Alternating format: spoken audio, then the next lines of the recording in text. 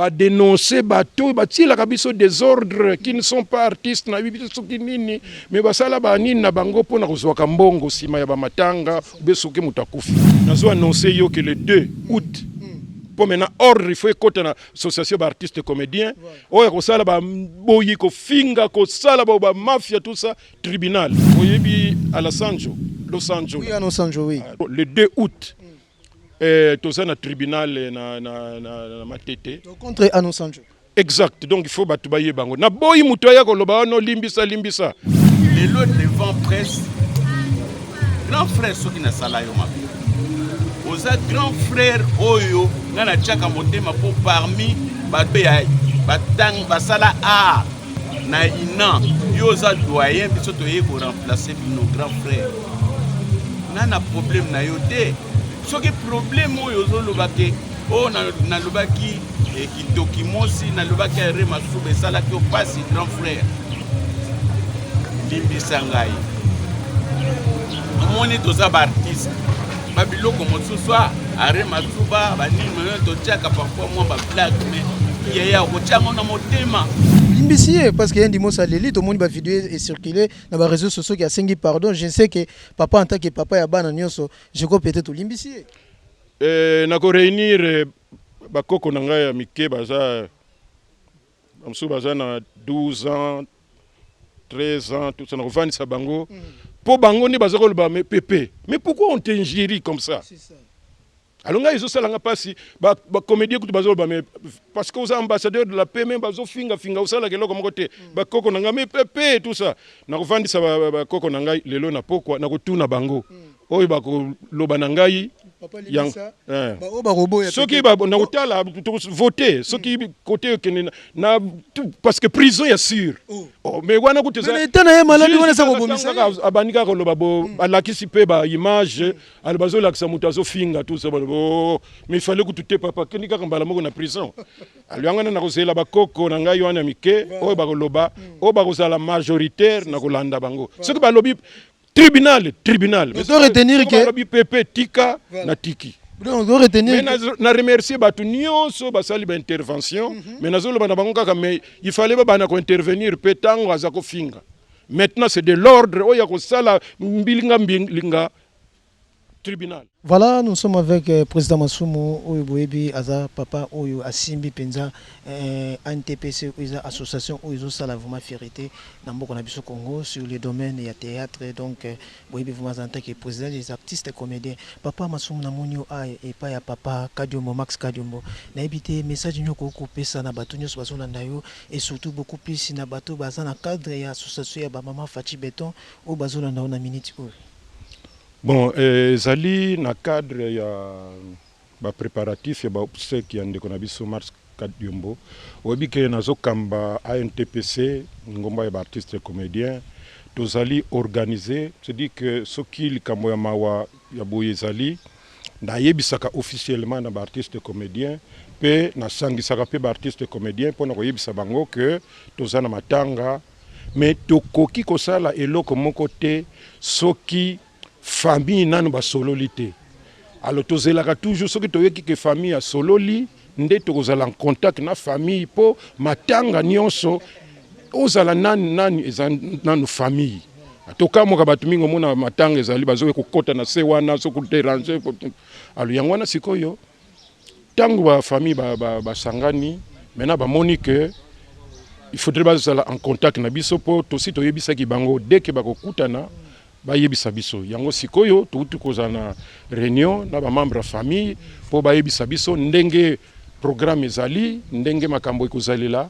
mais loko oyo sepelisi biso ba dénoncer bato batila kabiso des ordres qui ne sont pas artistes na bibiso kinini mais basala ba nini na bango pona kozwaka mbongo sima ya ba matanga besoke mutakufi biso soki malade mutaza malade même o tokoki kosala pona mutu wana bato bakoyeba te soki ndeko na biso akufi ba démarche tokosala bato bakoyeba te et puis même soki ndeko na biso akufi biso tozwaka mbongo te biso nde topanzaka sango pour que mutu oyo aza touché akokende na famille kotika oyo yaza nango biso intervention na biso ezalaka na organisation sikoyo soki famille par exemple alobi o biso tokolela na paroisse biso lobi ah non na paroisse pona nini tokoki kosala ba démarche pona stade po bayebi association na biso moni papa président Fachi tango asali ba consultation na ye atali ba corporation nyonse ba médecin ba professeur mais il y a des artistes ezali ya biso ANTPC ngai nde na conduisaki délégation d'artistes et comédiens et pas ya président Fachi et premier ministre na biso tant pe asali ba consultation kaka ndengo wana ba artiste corporation ba artiste ba yambaki ezali biso ANTPC. Pourquoi? Parce que tozo pe sa dignité na ba artiste comédien. Tozo lingate ba artiste comédien ba pe sa figure ba moko ba mandia ba voyou ba tomatolo tout ça. Non. Biso toza quand même ba dignité tozangaka mais toza ba bolate. Donc tumba na biso ezali ko pesa valeur na artiste comédien. Alors tant que yoka ka batu moko bakena famille moko ba kufeli oh non biso to kena usala bino boy boy tout bango moko basenga ka ba pourcentage alors siko bazo balukil pour que ba diaboliser batu bazo linga ko faire tiango na mutu ya batu biso tozwa kambongo te biso tozakande na organisation ko bongisa nde organisation famille azana makoki siko to kotala ndenge makoki ezali na bango to ko pesa biso pe contribution na biso na ndenge na biso pour que matanga et comme à un niveau wana yango na siko famille awa ya Marc Kadiombo collègue na biso ba bengisaki biso po déjà ba lobi na biso awa ke bato kaka bakendeke kuluka bambongo na sima bayaki pe awa bayaki pe lisusu bayaki awa na ba lobi kutu bazana ba dossier moko secret tant famille asengi mais l'accès dossier secret ngo ezomona na kaka te donc ezapona ko influencer famille po bamona ke bako bika mais bino boko bika sima ya matanga mutu akofite soki mutu akofi eloko batu balukaka ndenge nini boko kunda ndeko wana mais soki batu bakomi ko yela bino ke non sima matanga oyo boko kiko voama mais il faut bokangisa bato ndengona. Mais président Masumu, est-ce que beaucoup de solutions par rapport à des autres ndengona bino boza seule association au bato bazo reconnaître que ils ont valorisé les artistes et comédiens ba des autres bima tout le temps ceux qui artistes akufu ozo mona ba association qui les obima ba wenze mike beaucoup ozo ba solution mo côté pour na dossier wana. Non sikoyo d'ailleurs ndengena zo yebisa yo balandi na yo sabango déjà que tolingi soute batu basakana na réputation d'artiste et comédien. Toza na dignité na biso ya ko défendre. Po batu mamloko masuko so sala soki ba geste soki ba non, biso toza batu mitu e salaka. Toza ngana sali 53 ans, na sa mukolo. C'est ça. Na sali 53 ans na musala oyo. Na bali na boti bana basali ba université ba boti na za koko na musala oyo. Yesa ba aventure te. Na zo annoncer yo que le 2 août pour maintenant ordre il faut écouter na association d'artistes et comédiens oya ko sala ba boyi ko finga ko sala ba mafia tout ça tribunal donc na sina funda ki déjà oyebi à Los Angeles. Oui, à Los Angeles, oui. Tu y bagaté ce que artiste, ce qui ndenge nini tout ça. Bagazaka président ya pakosiko ya association. Bon, ngana ko lobila makamuna bangote pona yebi na nga yangote bangonde bazalaka mena pona ko diaboliser biso pona ko zwaka mo espace ba diaboliser ka biso. Ayango na tolobi pe trop c'est trop le 2 août. Tout ça na tribunal na matete. Contre à Los Angeles. Exact. Donc il faut batu baye bango. Na boyi muto ya ko loba no limbisa. Parce que déjà, au bandaki pona Yandi Mosi, na zuiba coup de fil monde mobimba. C'est comme si tant Yandi Mosi azako finga biso azako finga masumu de Brende, les gens étaient contents. Maintenant tu suis décision que maintenant il faut contre-attaquer, plus de blagues. Mais nazola la te poto mobimba Amérique mobimba Kisasa mobimba. Oh non, limbisa eka kazobela, oh moni enfin. Mais mutazobela ye mutazoko finga batu tout.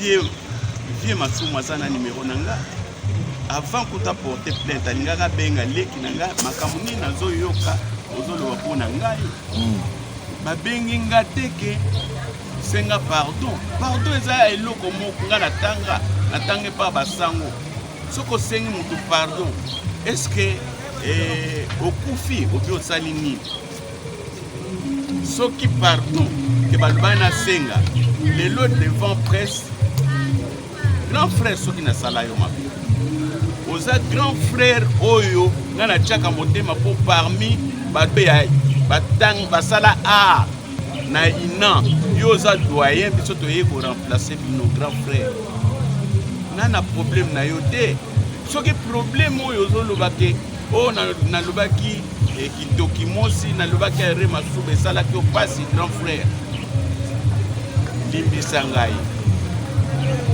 omoni toza baartiste babiloko mosusu are masuba banini totiaka parfois mwa bablage me yaya kotiango na motema ti ekoma na niveau ya parke mpona babiloko wana vraiment tokende pa bajuge nini o bafingi ye mpona are masuba ale akitoki mosi non grand frère mutu moko bakunda na lupanga lelo na kufi bakokundanga nga moko bakokundanga na kasavubu te bakozwa komi na kasavubu bakende okundanga nango te lelo yo mpe soki nzambe abengi yo bakozwa te place ofandaka nini bakende okunda yo ezala bakoma na croix ke voilà sifandaki na kitoki mosi bakoma meme angako nafandaki te non vie bakommentaire mosusu bato ya pembeni baza pembeni nde bazotia biso na bakonflit ya pamba ndenge olobi toza na basage te yango problème ezalaka ke eloko oyo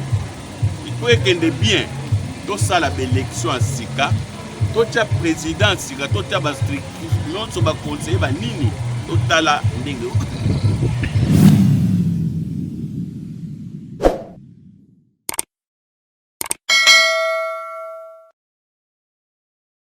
Olimbisi parce qu'il y a un dimanche à l'élite, tout le monde va vidéo et circuler dans les réseaux sociaux qui a 5 pardon. Je sais que papa en tant que papa ya bana nyonso, je crois peut-être Olimbisi. Nako réunir bakoko na ngai ya mike baza amsu baza na 12 ans 13 ans tout ça na kovandisa bango po bango ni baza koloba mais pépé mais pourquoi on t'injure comme ça? C'est ça. Alors nga ezosalanga pasi ba comédien kutu bazoloba mais parce que aux ambassadeurs de la paix même bazo finga osala keloko moko te ba koko nanga mais pépé tout ça na kovandisa ba koko na ngai lelo na pokwa na kotuna bango oyo ba ko loba na ngai yang soki ba na kotala voter soki côté na parce que prison ya sûr mais wana kuteza mais tena ye maladi wana sa ko bomisa abanika ko loba bo alakisi pe ba image albazo lakisa mutazo finga tout ça mais il fallait que tu te papa kenika kambala moko na prison alianga na kozela bakoko na ngai wana mike oyo ba koloba o ba kozala majoritaire na kolanda bango soki ba lobi tribunal mais on doit retenir que lobi pepe tika na tiki on doit retenir mais na remercier batu nyonso basali ba intervention mais nazo loba na bango kaka mais il fallait ba na ko intervenir petango azako finga maintenant c'est de l'ordre oya ko sala mbilinga tribunal. Merci beaucoup, Président Masumu. Merci.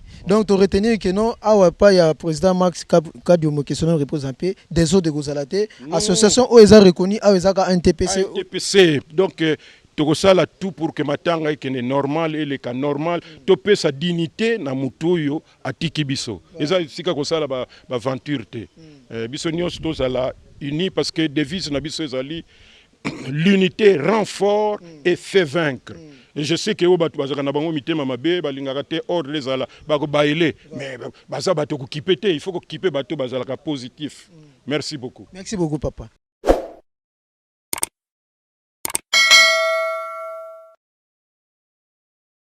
Mérité na président na biso na ndeko na biso Mars Kadiomo. Donc message à Makasi moi tout ça dérangé le long na tongo en venant j'ai eu l'appel de bandeko mo bazana na Canada Fatou Binda na mobile na Fatou Binda na mobile na Baudry. Il m'appelle ma qu'est-ce qui se passe? Tout le monde va communiquer ba papier moko bazo senga bango. Mais c'est quoi ça? Ce n'est pas là un TPC. Biso to fonctionnera bon côté. Là le TPC ne fonctionne pas la politique à main tendue comme ça. C'est quoi ça? Ça c'est de la mendicité. C'est pas là un TPC. Biso c'est la dignité. Biso do yebi. Ah wa. Tout le monde qui maman na chef de l'État aya na secrétaire général de la parti présidentiel. Est-ce que babenga ibango ke en tout cas boya ko sunga non muto afanda Mars Kadiomo akufi donc je dois venir. Mais la maman la chef de l'État ayaki awa. Et puis l'obi non ba mona lettre mais comment bon père sa biso mais c'est même manqué irrespect. na maman chef de l'État parce que heure déjà combien wa alors oui que OK ça va tout c'est la programme na mutu na bango ba yebite ke bembe ba kunda bango ba yebi lorsque le secrétaire général a parti présenter yebi c'est-à-dire le chef d'État yebi que Marx est mort hormis nous savons la lutte il y a président Kadiombo. Donc il mérite respect, il ne mérite pas que Pesanga, non, il y a Zamuta, Pesanga, même lorsqu'il était vivant, il n'était pas Pesanga, non. Donc mon gars, il a un peu comment il a traité, il a un peu cité Bangote, on a eu Bango pété. Donc, il a un peu Wapi, mais au moins c'est pas là NTPC. Donc, c'est un peu comme donc là NTPC a comme raté Pesanga. Et puis, les Maliens, c'est sur les réseaux sociaux. Nous c'est sur les réseaux sociaux, même c'est quoi famille et militaire, mais c'est quoi ça? Ça c'est encore une fois de plus, nous demandons aux artistes de garder une pensée pieuse, la mémoire de du président Marx Kadio. Voilà. Merci beaucoup.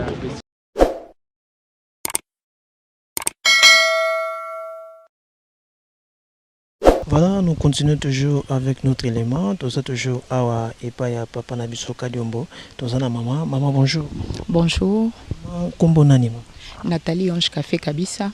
Nathalie Ange Café Kabisa. Vous allez mwana to vous allez nani na kati ya famille Papa Kadiombo.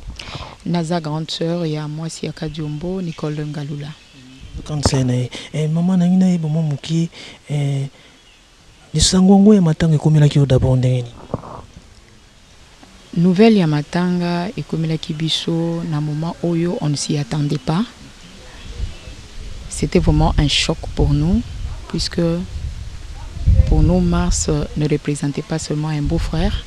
Mars c'était déjà quelqu'un de la famille, donc il s'était déjà intégré dans la famille. Pour nous, on le considérait comme un grand frère, donc quelqu'un réellement de la famille. Alors l'annonce de sa mort, ça a fait pour nous comme un coup de foudre, puisque c'était comme si c'était une partie de nous qui était partie. Du fait que nous, on avait déjà commencé à le considérer comme un grand frère. Alors, l'annonce de sa mort, c'était comme si une partie de nous était partie. Donc, c'était vraiment un grand choc pour nous. Voilà. Mais Papa Kadiombo, quand même, Azaki malade ou c'était comment? Azaki crise ou c'était comment? Parce que les gens interprètent par-ci par-là, n'importe quoi, c'est mort, on a évité. Toute précision, vraiment, est-ce qu'il y a qui ou comment?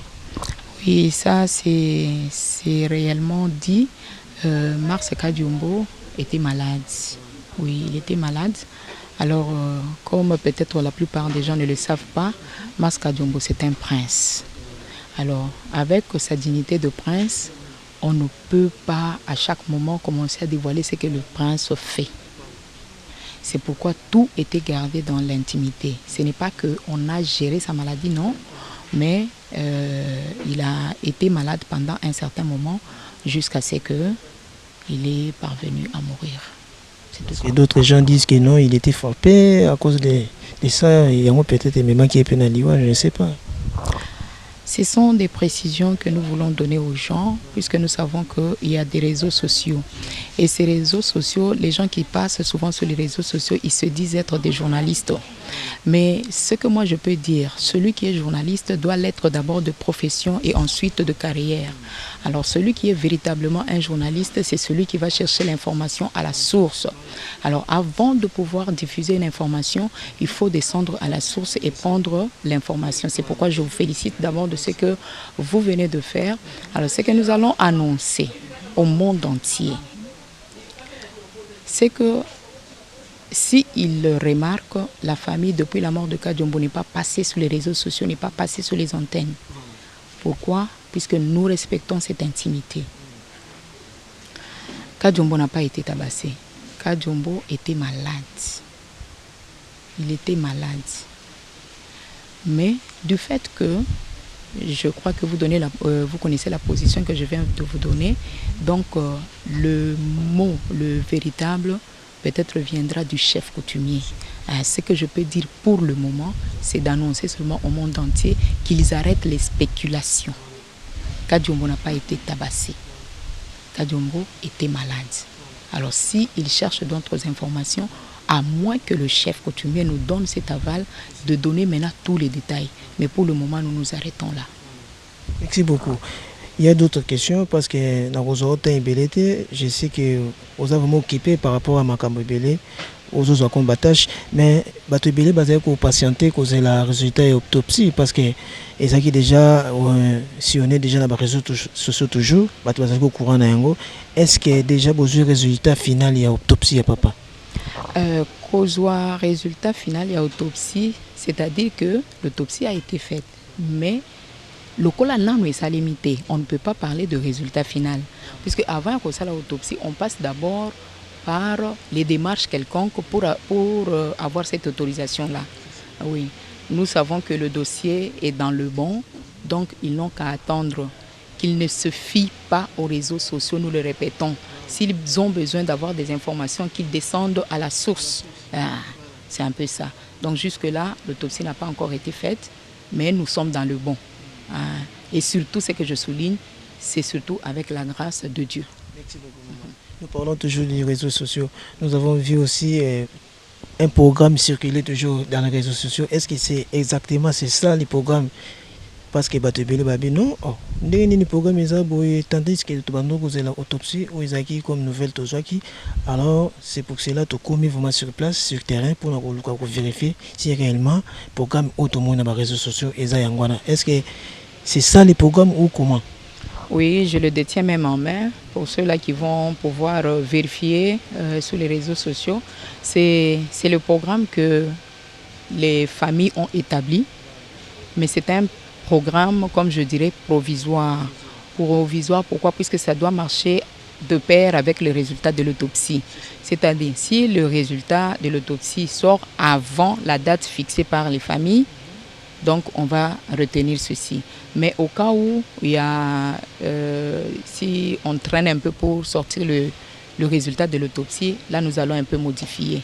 Mais pour tous ceux-là qui sont en train de chercher à connaître aussi le programme qu'ils ont trouvé sur les réseaux sociaux, puisque nous avons laissé même les numéros, c'est ça le programme qui a été établi mais provisoirement.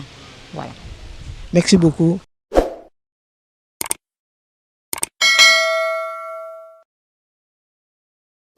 Est une affaire d'abord de la famille, quel que soit le niveau ou le rang social de la personne décédée, c'est d'abord une affaire familiale. Et nous avons toujours respecté cela, d'abord pour que nous puissions aussi rendre un hommage mérité à notre collègue ou à nos collègues qui sont décédés. Nous l'avons toujours nous l'avons toujours fait. En ce qui concerne notre collègue Marc Kadiombo, nous venons donc d'avoir une rencontre avec le membre de sa famille et nous avons eu les informations qu'il fallait concernant tout ce qui va se passer pour ces obsèques. Et ce que nous retenons, c'est que la famille ne veut pas du désordre. La famille n'attend pas que quelqu'un là, un donateur qui va s'exhiber. Comme nous le faisons dans nos coutumes, que celui qui veut assister la famille le fasse dans la dignité. Et que cela se fasse au niveau de la famille. Et nous regrettons déjà les quelques cas que nous avons toujours connus lorsqu'il y a des cas de deuil. Il y a des gens qui se présentent comme des commissionnaires. Il y a des gens qui se présentent comme... on ne sait même pas comment les qualifier. Et lorsque la famille n'est pas unie, souvent nous avons des problèmes lorsqu'il y a des deuils comme ça. Heureusement qu'ici, la famille est unie, il n'y a qu'une seule voix, et la famille nous dit, c'est une révélation d'ailleurs, que notre collègue Marc Kadiombo est prince. Donc il mérite tout ce qu'il faut comme, j'allais dire, éloge. Qu'on ne vienne pas ajouter une note fausse à ce qui est déjà bien fait. Et là, nous demandons à tous les artistes comédiens de se mobiliser pour que le jour des obsèques, nous fassions honneur, que nous rendions honneur à notre collègue Max Kadium. Et je cède la parole à M. Boudou. Voilà, merci beaucoup, Excellence, Monsieur l'ambassadeur de la paix, président de la NTPC. Alors, comme vous venez de le dire, je le confirme, donc on venait d'avoir une séance de travail avec la famille. Donc, c'est une occasion, comme le président vient de le dire, de lancer un appel à tous les artistes. Celui que nous pleurons n'est pas n'importe qui. C'est parmi les icônes que nous avons perdues. Sur le plan artistique, nous pleurons un grand. Et sur le plan familial, c'est un prince. Et donc, j'en appelle au respect de l'illustre disparu que nous allons nous associer à la famille pour lui rendre les hommages dignes de son rang. Donc, aux artistes, de garder une attitude de respect, de dignité, parce que, comme vous le savez, celui que nous pleurons aujourd'hui était d'une vie très digne. Il ne tolérait pas n'importe quoi. Alors, ce n'est pas à l'occasion de son décès que nous allons venir déshonorer sa mémoire. Comme vous le savez, on a toujours dit un artiste ne meurt jamais. Certainement, il sera en train de suivre tout ce qui va se passer. Parce que désormais, il se retrouve au-delà et il sera considéré comme étant un de nos ancêtres. Voilà donc le message que nous pouvons passer et nous allons nous retrouver en réunion pour prendre des dispositions concrètes pour bien honorer notre vieux, notre ami, notre collègue, le regretté Max Kadium. Et pour terminer, nazozonga na lingala, mutu moko te bomona azoya kuna na kombo artiste aya kosenga mbongo pona matanga ya Max Kadium. Ce sera un escroc. Tokosala ndenge tosalaka biso tosimbaka mbongo ya matanga te. Bato nyonso baza na besoin de renseignement bakotrouver tinda bango esika matanga ezali. Donc biso toza wana pona kozwa mbongo ya matanga te. Soki bomoni mutu moko azoya nga nasalaka bona sana lingomba nanga moko soki nini yango soki nini wana. Donc lobi te que bokanga bango mais bobenga na bango parce que l'ordre ici pona awa famille aza soudé famille balingi dignité ya ndeko na biso akufi. Baza na besoin ya bato te bakena ko diminuer la valeur ya mutu atiki biso.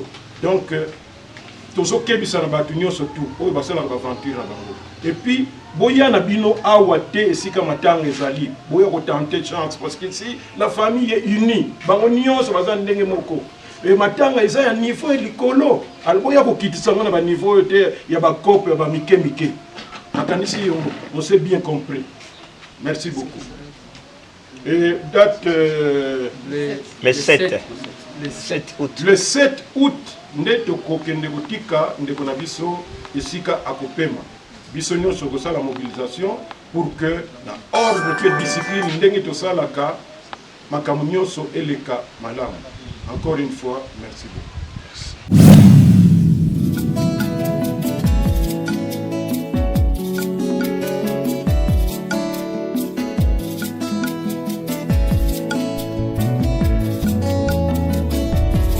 Ma Bible dit